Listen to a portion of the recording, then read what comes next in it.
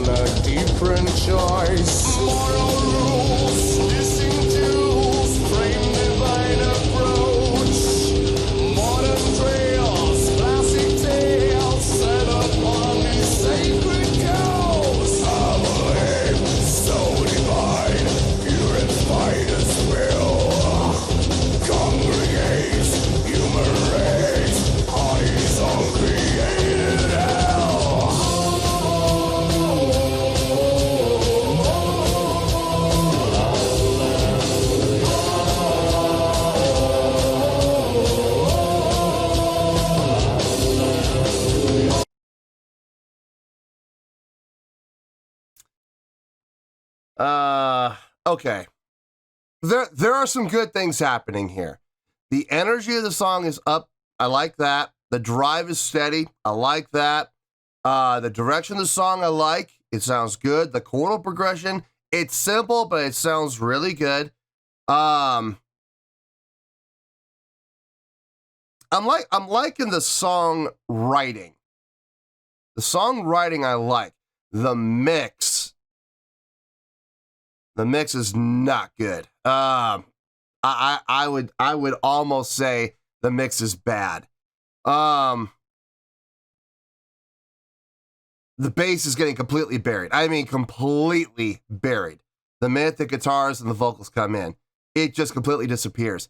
And the drums, to some extent, are even getting drowned out. This sounds like, okay, this is what this sounds like, first of all. This sounds like it was mixed and recorded and mixed in like the early to mid 90s. And it sounds like it was not mixed professionally.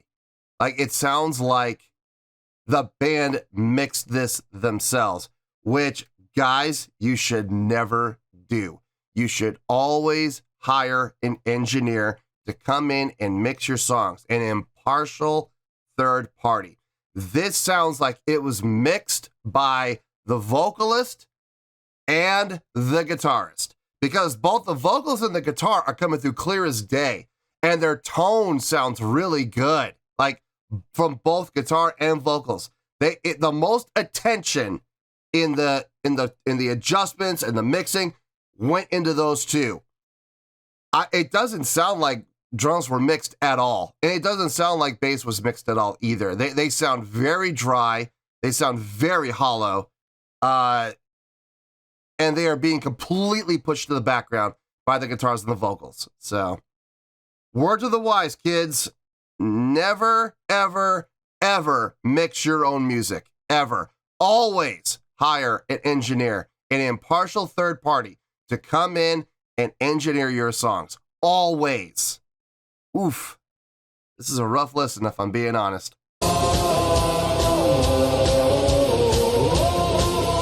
The kick drum is just tinny.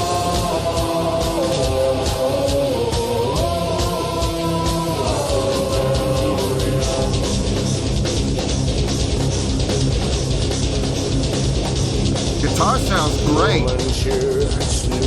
Vocals sound great.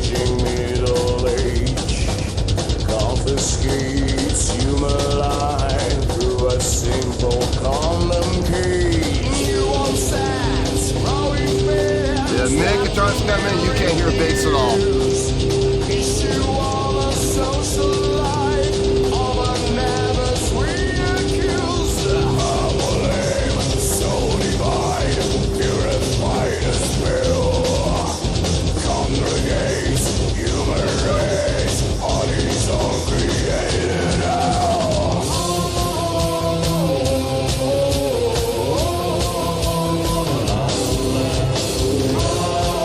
You can't hear bass at all.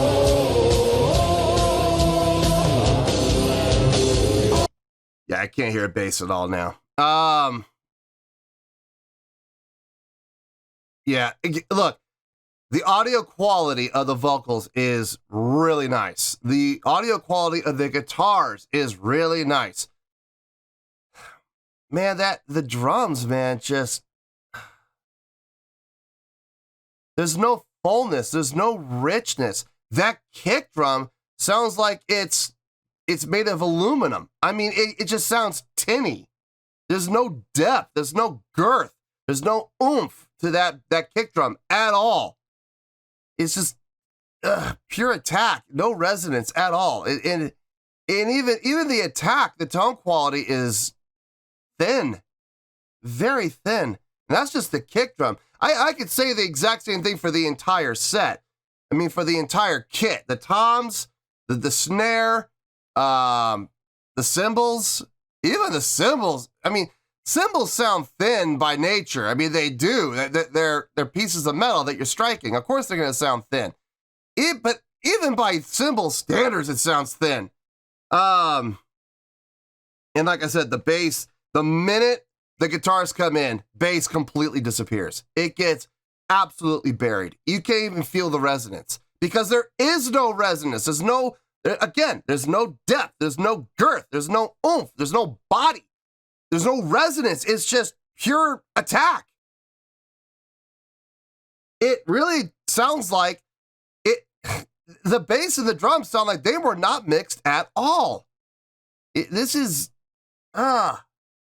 And it's a shame because, like I said, the guitars sound good. Vocals sound good. I like what the vocalist is doing with his vocals. He's got the grit and growl, and he's got the clean melodic singing. I like it. I like the direction of the song.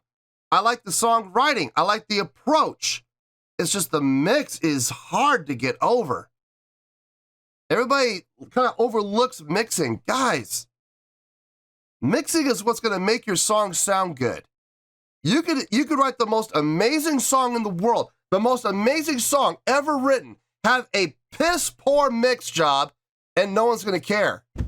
No one's going to care because it doesn't sound good. I don't know why people don't pay more attention to mixing. I really don't. Man alive. Let's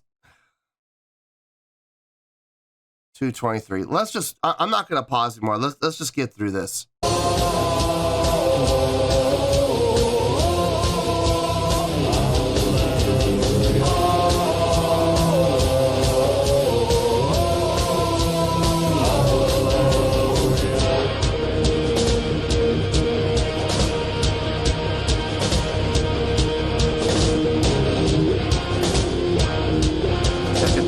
Nice tone, nice crunchy guitar.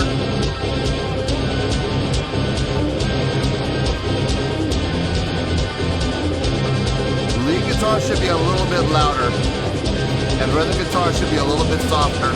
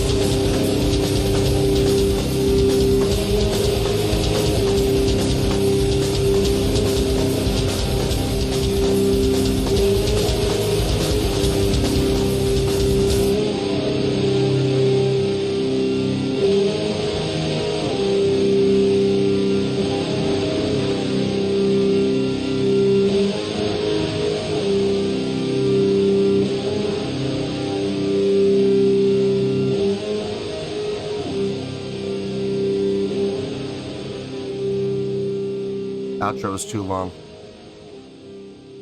It should be done by now. The outro is way too long. That fade should have been half of what it was.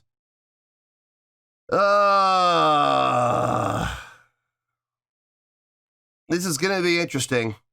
Because there were certain things I really liked, and there were certain things that I just did not enjoy at all. Let me get my thoughts together. I'll see you in the review, and we'll talk about it. Well, there you go, folks. That was Ramp with Hallelujah. This was a request from Marco Oliveira.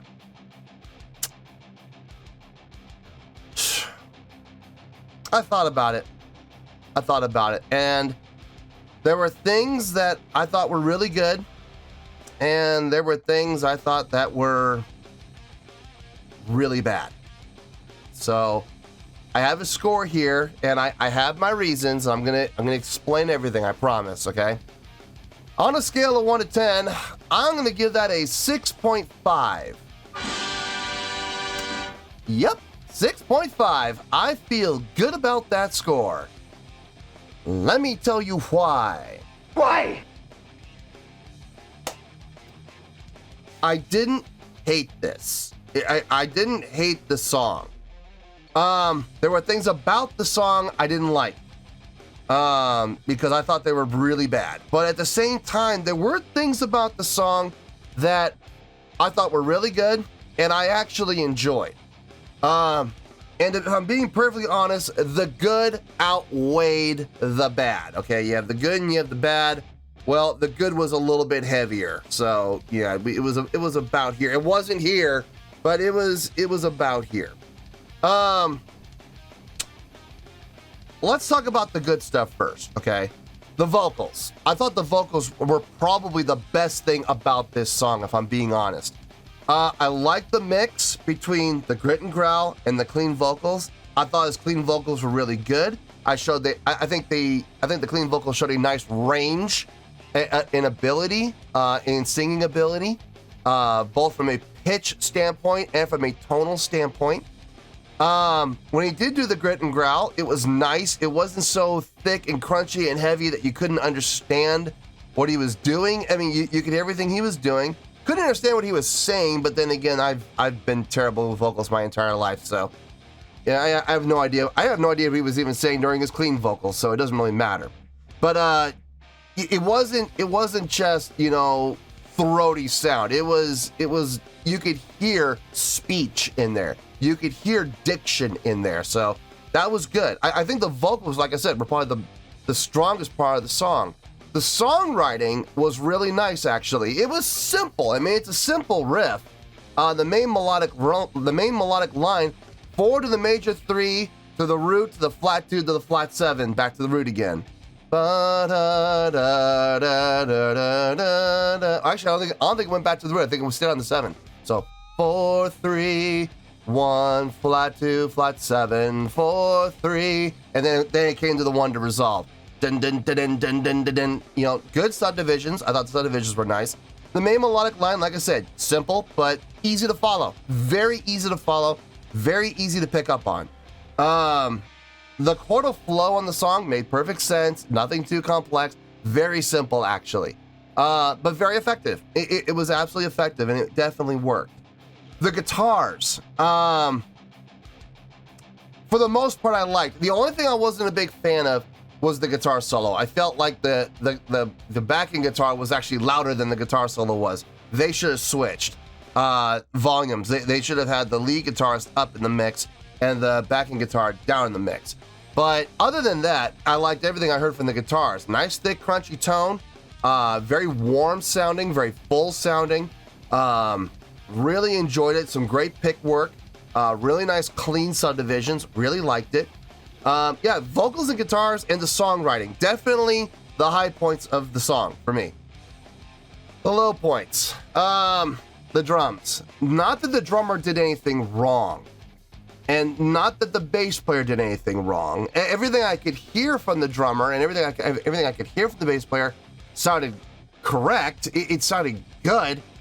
But and this ultimately comes down to one thing. And unfortunately, it is kind of a big deal, guys. I know a lot of people don't make a big deal about this, but I have seen this happen so many times in the world of music where a band will come along and they'll write a great song, and the mix is off. And as a result, no one pays attention. I've also seen the exact opposite happen where, you know, the song is honestly garbage. I mean, absolute garbage. But because the mix was so good, the mix was so amazing, that garbage song ended up becoming a big hit that ended up selling, you know, like 5 or 6 million singles. You know, it's just ridiculous. I don't understand why people don't put more emphasis on this. Mixing can make or break your song. And in this case, I hate to say it, it broke it. It absolutely broke it. The drums did not sound like they were touched at all in post-production. And even the miking I wonder about the miking of the drums. I wonder if they didn't just put 2 condenser mics right over the cymbals, and they put a microphone close to the bass drum, not inside the head, just close to the bass drum. You know, just kind of there, and you know, we'll pick up whatever we pick up. That's what it sounded like. It really sounded thin. The kick drum in particular. Listen, cymbals are supposed to sound thin. Okay, they're pieces of metal that you're striking. They're gonna sound thin.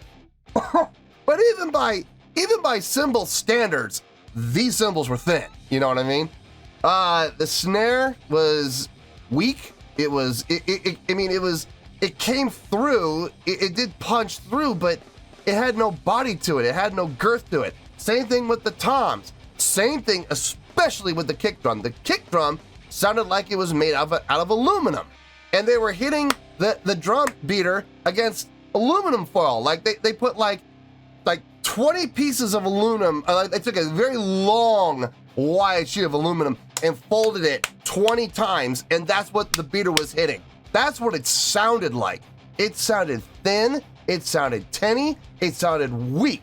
No body, no girth, no oomph, no resonance at all in that kick drum. It just sounded poor. Bass. I felt bad for the bass player. I really did. In the beginning, when you could actually hear him, it sounded like he was really locked in with the bass player, and it sounded like he really had a good groove going. That was the only time I could honestly hear him, is when nobody else was playing or singing. When it was that one part after the first chorus where the vocals came in without guitars, and you could hear the bass before the vocals came in, but the minute the vocals came in, bass disappeared. No love was given to the bass in post-production. None. That was a dry bass tone. Whatever was recorded is what you heard. This sounds like it was mixed by either the vocalist or the guitarist, or what I really suspect is this was mixed by the vocalist and one of the guitarists. One of each. So one guitarist and one vocalist, and they sat there side by side. The reason I'm saying that is this. Whenever you're in a band and you record a song and one of your band members mixes, you're going to find in the mix that you hear, the person who did the mixing, that's the person you're going to hear most in the mix. Everybody in the band always wants to hear more of themselves in the mix. They always want to hear more of X in the mix. X being whatever instrument that they are playing. This is why I always advocate for bands, whenever you are going to be recording an album, you hire a third-party engineer to do your recording and your post-production. Someone who is impartial. Someone who is going to just take what you have and make the very best product possible. Not bringing anyone in the spotlight, not putting any emphasis on any individual person because they want to hear more themselves. They're impartial. They have no stake in the game. They're getting paid an hourly wage anyway.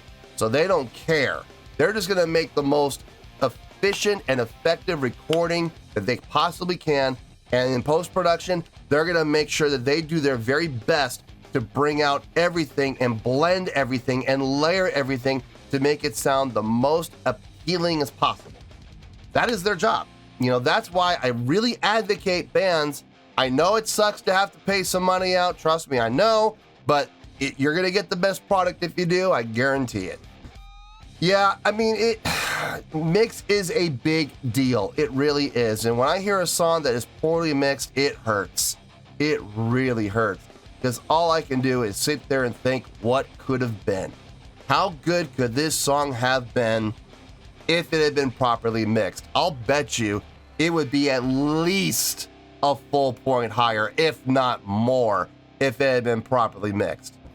But as it stands, it's not a bad score. A 6.5 is not a bad score. It's actually a pretty good score by definition. It's actually right in the middle of the pretty goods. Pretty good would be 6.0 to 6.9. Now, if you don't believe me, that's okay. Scroll down a little bit into the video description, and you're going to find my scoring system chart. You're going to look for what it says next to 6.0 to 6.9. What does it say? It says pretty good.